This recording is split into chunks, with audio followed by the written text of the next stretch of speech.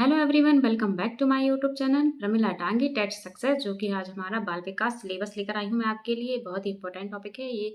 आपका सिलेबस है जो कि आप बाल विकास एवं शिक्षा शास्त्र से रिलेटेड है।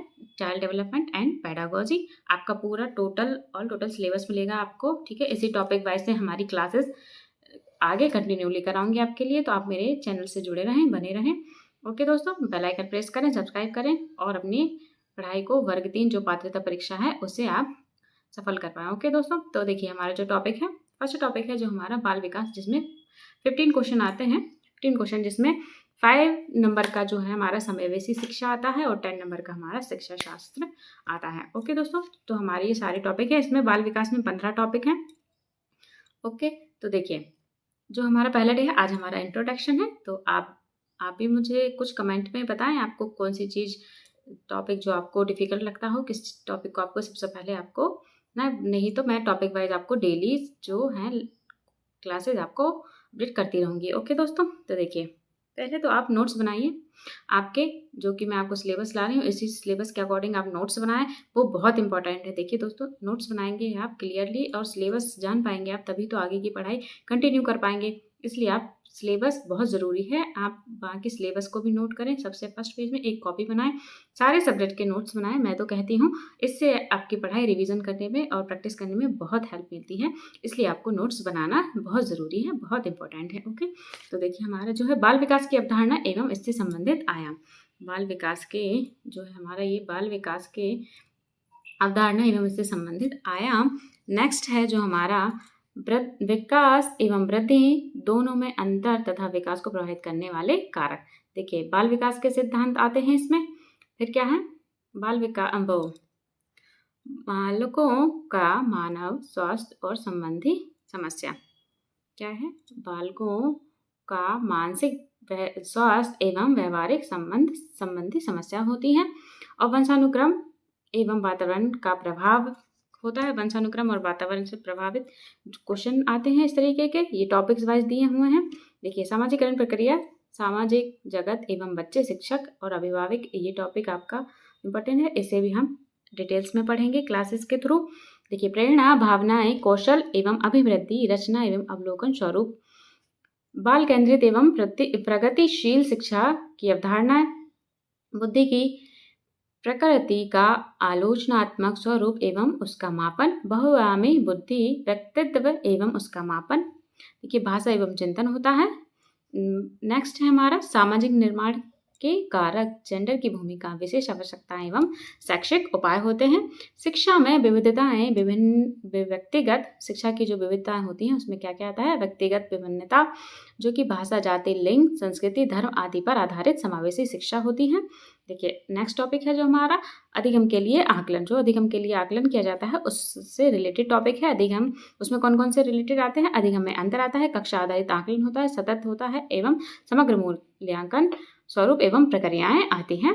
ओके दोस्तों, तो देखिए हमारे नेक्स्ट टॉपिक जो है अधिगमकर्ताओं की तैयारी के स्तर के अनुकूल हेतु प्रयुक्त प्रश्नों का निर्माण, कक्ष के अधिगम को बढ़ाना, आलोचनात्मक चिंतन तथा अधिगमकर्ता की उपलब्धि के आकलन के लिए होता है। देखिए नेक्स्ट पर चलते हैं।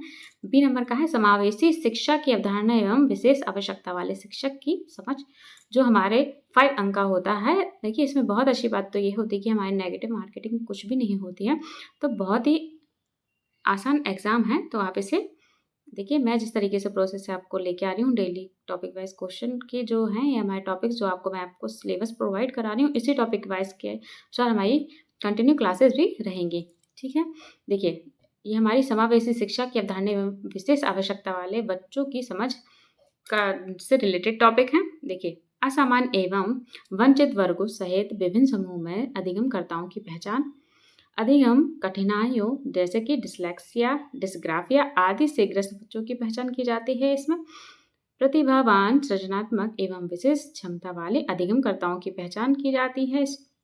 समस्याग्रस्त बालक पहचान एवं निदानात्मक पक्ष, अपराध बालक कारण एवं प्रकार को भी हम डिटेल में समझेंगे। तो मेरे चैनल से जुड़ें।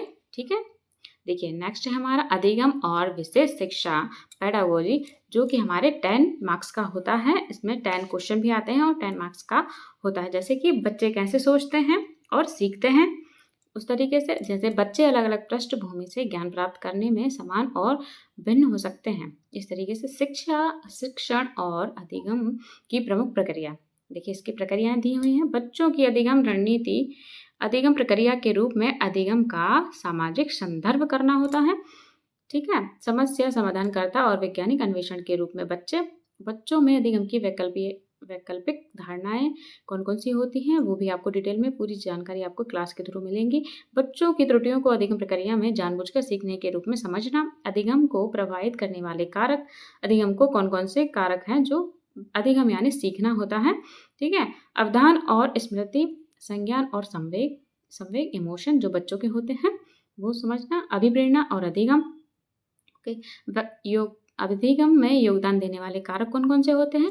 व्यक्तिगत एवं पर्यावरणीय निर्देशन को परामर्श करना, अधिसंज्ञान और उसका मापन, स्मृति और विस्मृति, है ना। इस तरीके के आपको ये सारे टॉपिक्स में आपके लिए ये जो सिलेबस है पूरा ऑल टोटल सिलेबस है दोस्तों, ठीक है।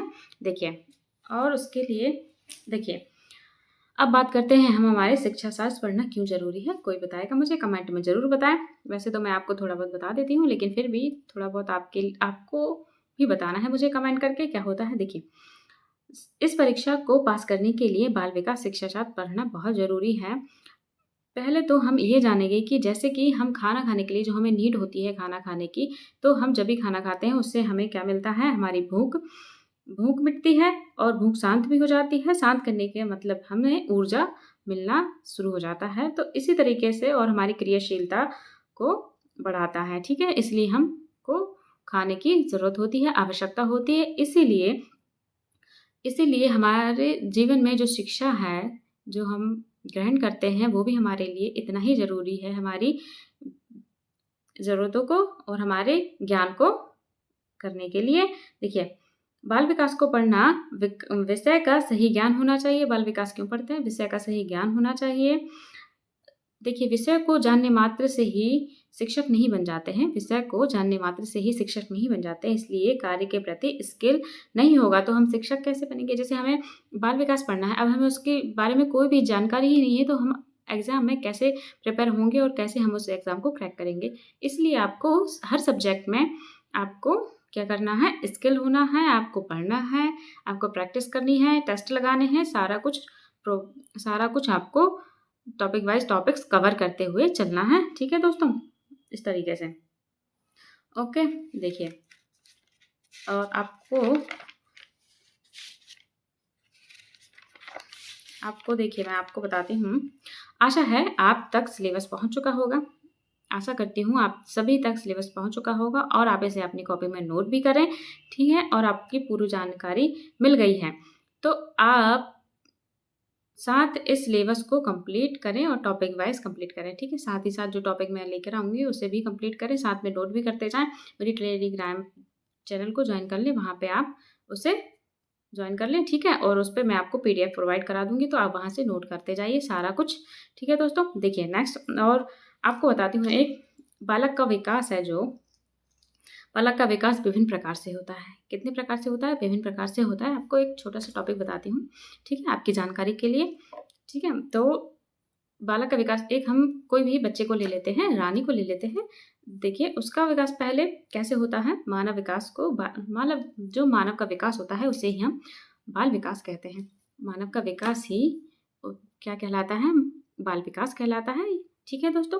तो देखिए पहला है हमारा जो विकास है कहाँ से स्टार्ट होता है, स्पर्म और ओवम की सहायता से हमारा जो है ओवम बनता है, फिर अंडे का निर्माण होता है, उससे फिर बालक का निर्माण होता है। इसी तरीके से आपको मैं धीरे धीरे आपको सारे पॉइंट ऑफ व्यू बताती हूँ, आपको सब समझ में आएगा क्लियरली। देखिए पहले क्या होता है, बच्चा क्या होता है, पहले गर्भावस्था में होता है, फिर उसके बाद नेक्स्ट स्टेप जो होती है वो शेषवावस्था होती है, फिर बाल्यावस्था, फिर किशोरावस्था में पहुंच जाते हैं। जो रानी है मैं रानी के थ्रू बताती हूँ आपको। देखिए रानी गर्भावस्था में होती है, फिर रानी शेषवावस्था में पहुंचती है जन्म के बाद, फिर उसके बाद बाल्यावस्था में आती है, फिर उसके बाद उसकी किशोरावस्था हो जाती है, किशोरावस्था के बाद प्रौढ़ावस्था में जाती है, फिर मध्यावस्था हो जाती है, फिर वृद्धावस्था। इसी तरीके से मृत्यु तक हमारी जो ये है विकास की ये चलती रहती है। देखिए मृत्यु जो है वो कभी भी हो सकती है, ये ऐसा कंफर्म नहीं है कि हम वृद्धावस्था तक ही पहुँचे। ये हमारा जो बाल विकास है जन्म से मृत्यु तक का होता है, ठीक है। देखिए, वातावरण और वंशानुक्रम के अनुसार ही बच्चा सीखता है। वातावरण और वंशानुक्रम के अनुसार ही बच्चा सीखता है, ठीक है दोस्तों। इसमें देखिए बच्चों के कौन कौन से विकास होते हैं। एक तो शारीरिक विकास होता है जो कि हमारा मतलब गर्भावस्था के दौरान ही हो जाता है, जो हमारी जितना भी विकास होता है शरीर का विकास हो जाता है। देखिए उसके बाद बच्चे का स्टार्ट होता है संवेगात्मक विकास, जो कि इमोशन, क्रोध, ईर्ष्या से जुड़ा होता है। जो बचपन में बच्चे छोटे छोटे बच्चे रहते हैं उनका विकास संवेगात्मक विकास होता है। देखिए संज्ञानात्मक विकास होता है फिर बच्चों का, जैसे कि बुद्धि का, तर्क करना, चिंतन करना, उस चीज़ का प्रयोग करना, कोई भी चीज़ सीखना, कॉपी करना, हर चीज़ बच्चा संज्ञानात्मक विकास के को करता है, ठीक है। उसके बाद होता है सामाजिक विकास।